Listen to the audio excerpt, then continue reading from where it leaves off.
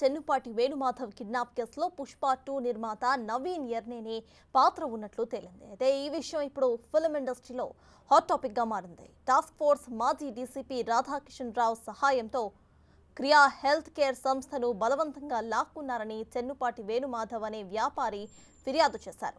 ఈ కేసులో నవీన్ ఎర్నేనితో పాటు పలువురు ఎన్ఆర్ఐలపై కూడా బంజారా హిల్స్ పోలీస్ స్టేషన్లో నాన్ బెయిలబుల్ కేసు నమోదైంది.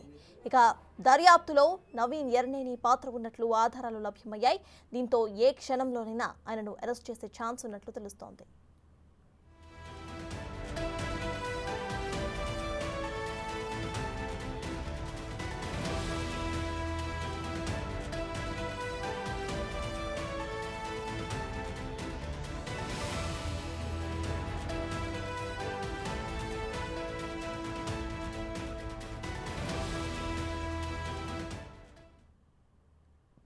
ఇక ఫోన్ ట్యాపింగ్ వ్యవహారంపై west zone DCP Vijay Kumar press నోట్ను రిలీజ్ చేశారు. ట్యాపింగ్ కేసులో దర్యాప్తు కొనసాగుతుందని ప్రకటించారు.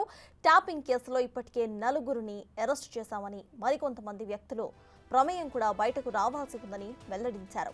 కొంతమంది కీలక వ్యక్తుల పరారీలో ఉన్నారని ఆయన తెలిపారు.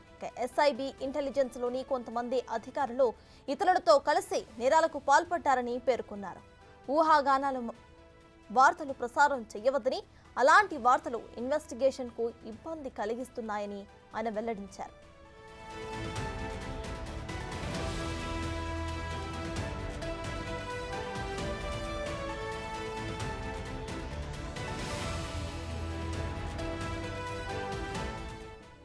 బ్రేకింగ్ న్యూస్ చూస్తున్నాం. చెన్నుపాటి వేణుమాధవ్ కిడ్నాప్ కేసులో పుష్ప 2 నిర్మాత నవీన్ ఎర్నేని పాత్ర ఉన్నట్లుగా తేలింది. ఈ విషయం ఇప్పుడు ఫిల్మ్ ఇండస్ట్రీలో హాట్ టాపిక్ గా మారింది. టాస్క్ ఫోర్స్ మాజీ డీసీపీ రాధాకిషన్ రావు సహాయంతో క్రియా హెల్త్ కేర్ సంస్థను బలవంతంగా లాక్కున్నారని చెన్నుపాటి వేణుమాధవ్ అనే వ్యాపారి ఫిర్యాదు చేశారు.